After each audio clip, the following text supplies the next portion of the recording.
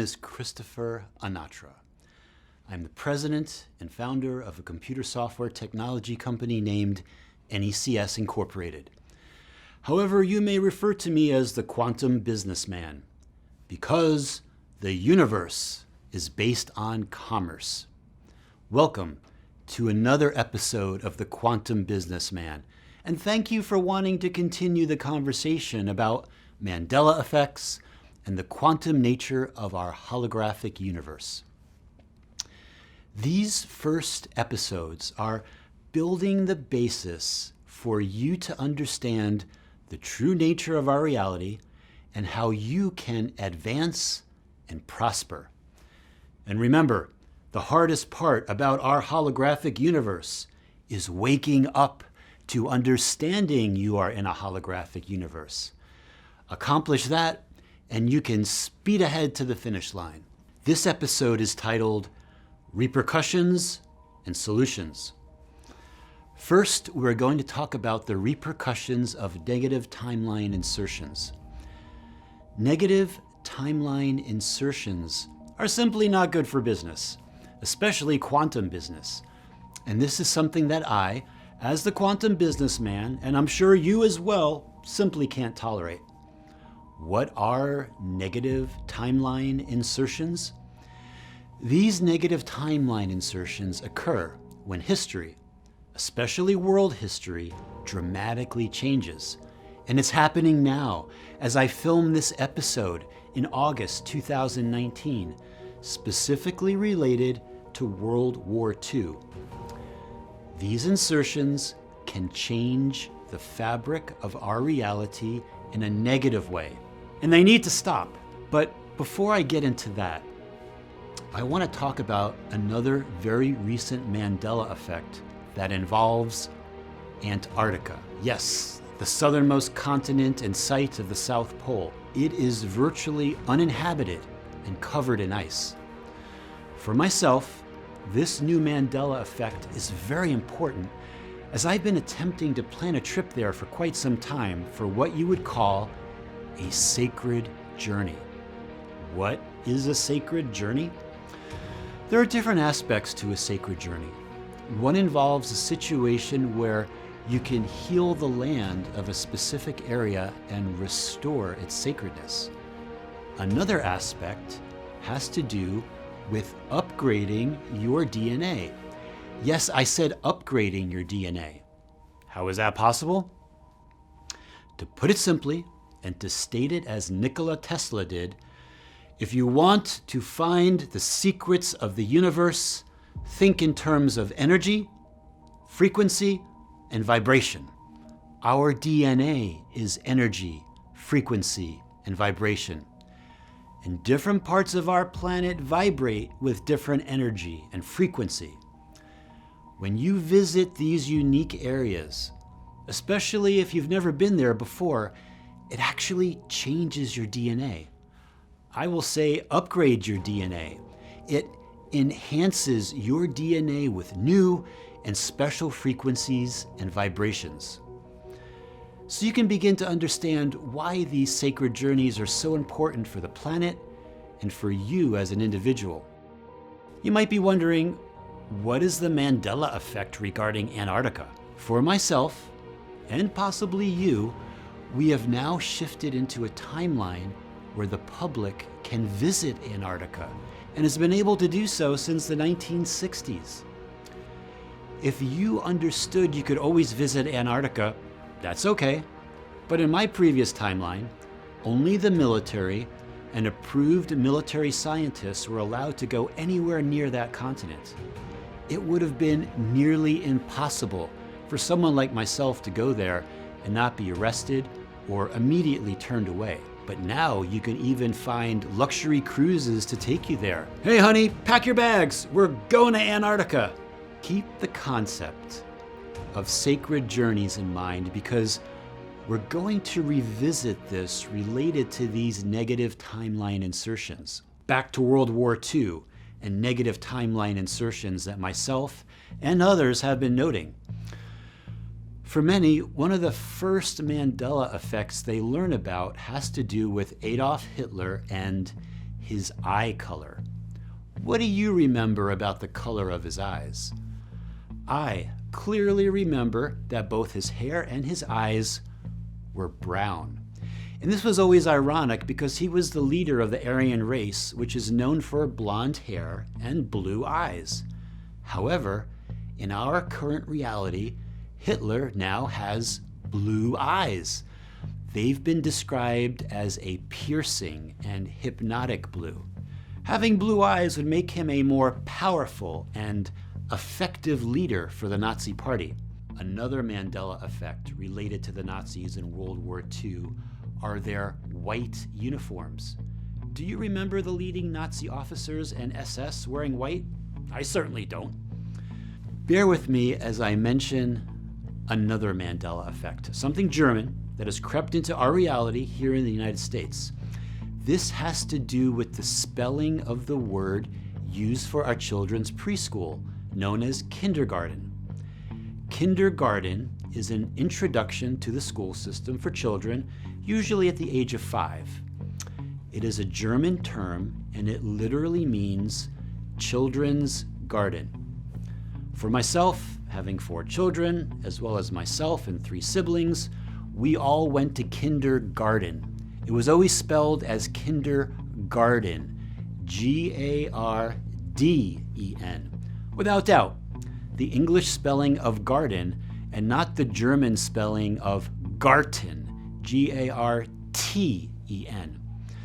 And for many, the title of the movie with Arnold Schwarzenegger, Kindergarten Cop, just doesn't look correct and is considered a Mandela effect. Garten with the T instead of the D just stands out as being wrong.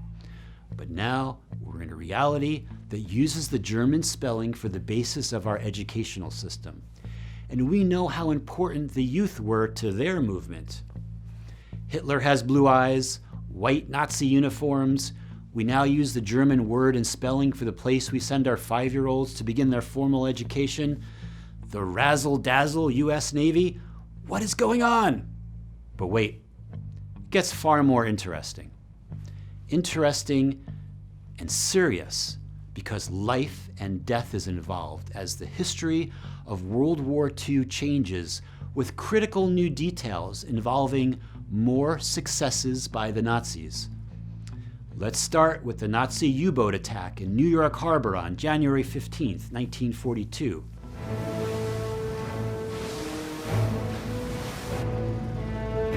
After 3 weeks at sea, the glow of New York City proves an irresistible beacon.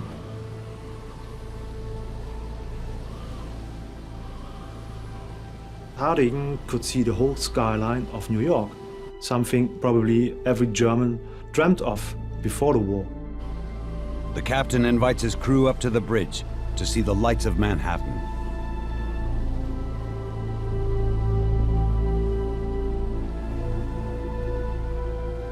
But U-123 isn't here to sightsee.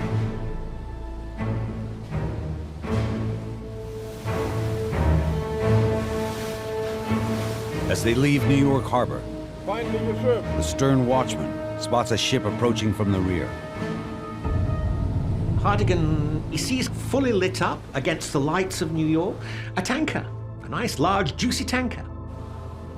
At close to 7,000 tons, British oil tanker Coimbra cruises unescorted out of New York Harbor.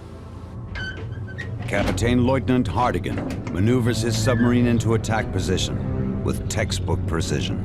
It's part of the game of the U-boat commander to be cool, to be resolute, to be cold-blooded, at least to appear so, to create confidence within his crew. Just 800 yards from the target, Torpedo fire! he launches his first torpedo. 58 seconds later, a hit. Flames lick 650 feet in the air and light up the night sky. Fueled by 65,000 barrels of oil cargo. fact, if anything symbolizes the total unpreparedness of the United States, it's this attack in New York Harbor.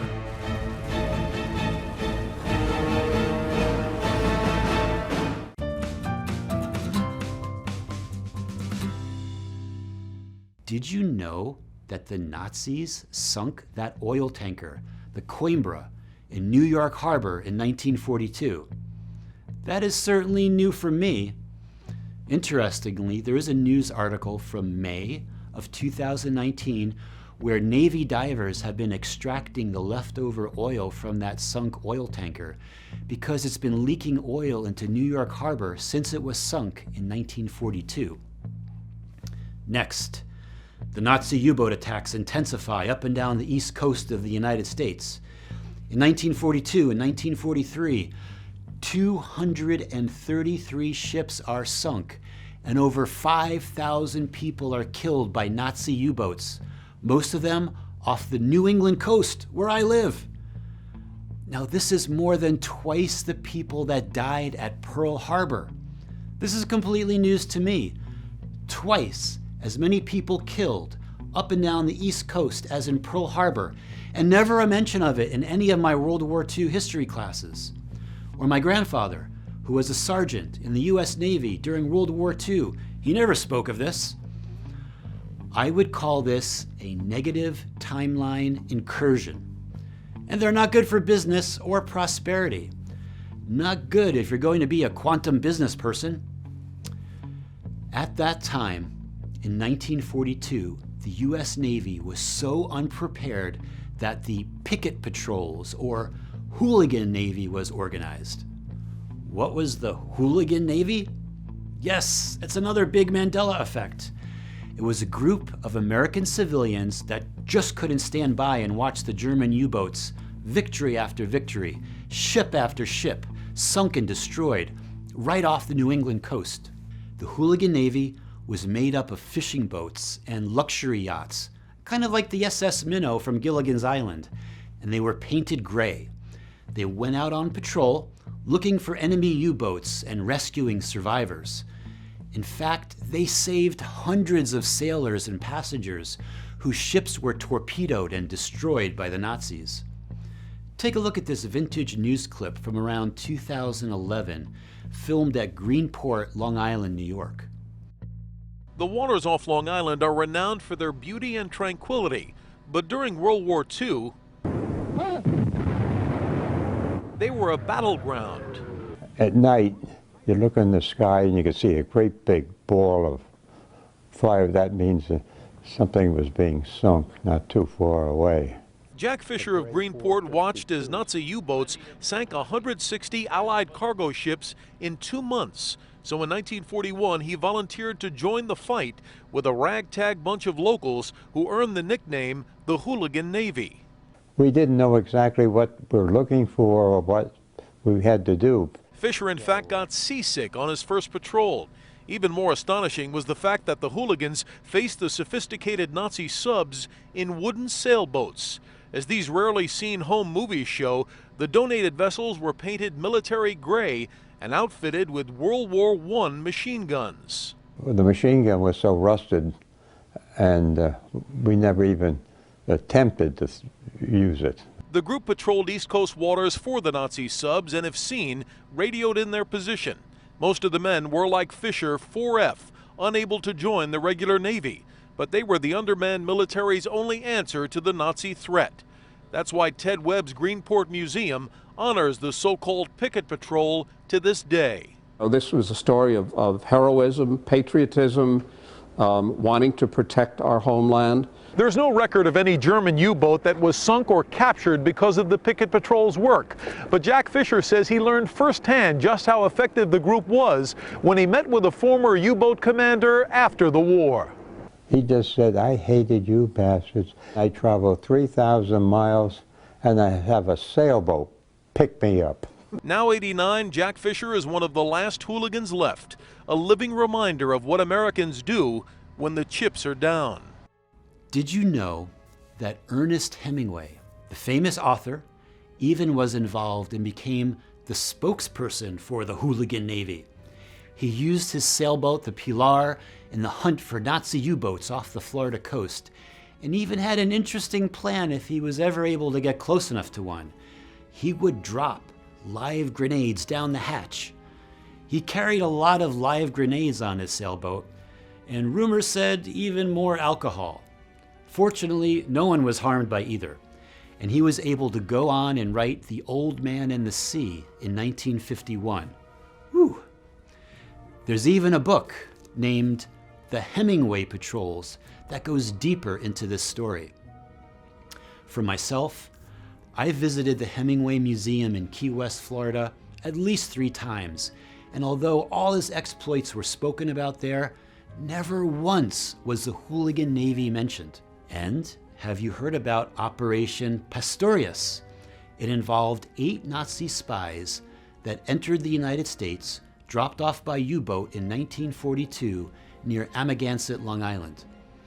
Because one spy turned himself in, they were caught, and 6 of the 8 spies were executed by electric chair. One of their missions was to blow up the New York City water supply system. Can you imagine if they had succeeded in blowing up the New York City water supply and other plots that they had? There was also the attempted Nazi invasion near Point Vedra Beach, Florida. Now, I'm just going to stop here. This all gets pretty dark and triggery, especially if you're aware of World War II history. What is going on and why? I certainly want to find out. When life throws problems at you, you need to find solutions. That's what we do in business. We are problem solvers. And this is no different for myself, especially as the quantum businessman. And when we solve problems, we prosper, because unique solutions to unique problems are very valuable and lucrative.